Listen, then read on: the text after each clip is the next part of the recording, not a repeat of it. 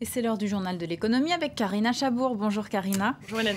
Et donc d'abord aux États-Unis, Barack Obama a entamé officiellement son second mandat. On va voir tout de suite quels seront ses défis pour les 4 années à venir. Défis économiques, le chômage et les finances publiques. Oui, la croissance pourrait se limiter à près de 2% cette année. Alors c'est bien mieux que chez nous, mais cela est insuffisant pour réduire durablement le taux de chômage qui s'établit à 7,8%. Son plus bas niveau en 4 ans, mais cela reste excessivement élevé pour les États-Unis. Et côté finances publiques, cette fois, le président a remporté une petite victoire la semaine dernière. Oui, les Républicains ont fait savoir qu'ils accepteraient de relever le plafond de la dette pour les 3 mois à venir, le temps pour le Congrès de voter un budget. L'État fédéral pourrait ainsi continuer à se financer jusqu'à la fin février sans faire défaut. En échange, les Républicains exigent d'importantes coupes budgétaires. Et autre signe encourageant pour le président réélu, certains secteurs clés ont redémarré. C'est le cas notamment de l'immobilier avec un regain des mises en chantier et des ventes de logements. Aussi le cas de l'automobile qui est à l'honneur. Le salon de Détroit a ouvert ses portes au public ce week-end.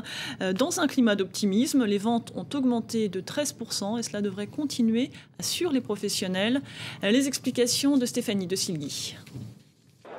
Plus de 500 véhicules d'une quarantaine de marques différentes. Cette année, le salon de Détroit, capitale de l'industrie automobile, a fait le plein. Après 4 années difficiles, les constructeurs ont retrouvé le moral. La confiance commence à s'installer chez les clients américains. Je pense que nous allons voir de bonnes choses arriver. Avec des taux d'intérêt plus bas, les crédits à la consommation sont plus faciles à obtenir. Résultat, les Américains investissent dans leurs voitures. En 2009, au cœur de la crise économique, les constructeurs n'avaient écoulé que 10 millions de véhicules. En 2012, ils en ont vendu 14 500 000, soit 13% de plus qu'en 2011. Et pour certains experts, 2013 s'annonce encore meilleur. Grâce aux compétences et aux innovations des constructeurs, les nouvelles voitures sont plus adaptées aux consommateurs américains. Avec la relance de l'économie, je pense que nous pouvons atteindre la vente de 15 millions de voitures en 2013. General Motors, Ford et Chrysler, les 3 grands de l'industrie américaine, ont réussi à remonter la pente après de très lourdes restructurations.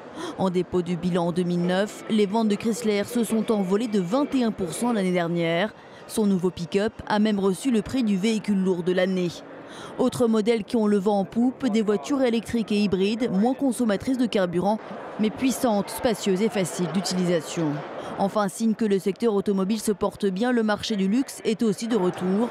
En 2011, les ventes de voitures de prestige ont augmenté de 12%, avec plus d'1 million de véhicules écoulés.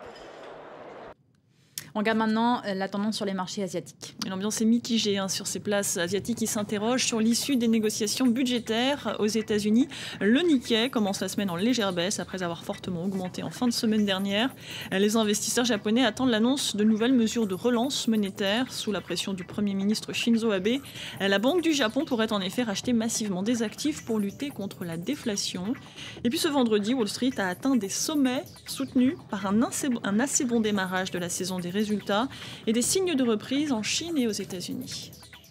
On en vient au déboire du Dreamliner de Boeing. L'enquête sur les problèmes de batterie devrait durer au moins toute la semaine. Oui, les autorités japonaises et américaines inspectent les lignes de production des batteries ion lithium en cause dans l'incident de la semaine dernière qui avait poussé un appareil de All Nippon Airlines à atterrir en urgence. En attendant, les avions restent cloués au sol et les livraisons de 787 sont stoppées. Une décision qui va coûter cher à Boeing et aux sous-traitants, mais aussi aux 8 compagnies concernées. All Nippon Airlines annonce qu'elle va annuler 335 vols rien que cette semaine, affectant 48 000 passagers. Le fondateur du site de téléchargement Megaupload qui avait été fermé il y a 1 an, il contre-attaque. Kim.com a lancé un nouveau site ce samedi lors d'une conférence de presse en Nouvelle-Zélande. Son site précédent Megaupload était accusé de faciliter le téléchargement illégal. L'entrepreneur allemand en liberté sous caution en Nouvelle-Zélande l'assure, cette fois-ci, son nouveau site respectera les droits d'auteur. En Europe, maintenant, on attend une nomination importante aujourd'hui. Oui, les ministres des Finances des 17 pays de l'Eurogroupe se réunissent pour le premier Eurogroupe de l'année. Et sauf surprise, l'actuel ministre des Finances néerlandais devrait être nommé par ses homologues pour prendre la succession du luxembourgeois Jean-Claude Juncker en poste depuis 8 ans. Son portrait signé Axel Simon. Il s'appelle Jeroen Dijsselbloem, il a 46 ans et il est l'actuel ministre des Finances néerlandais. Et l'une de ses forces, c'est d'avoir été adoubé par Berlin et par le président sortant de l'Eurogroupe lui-même.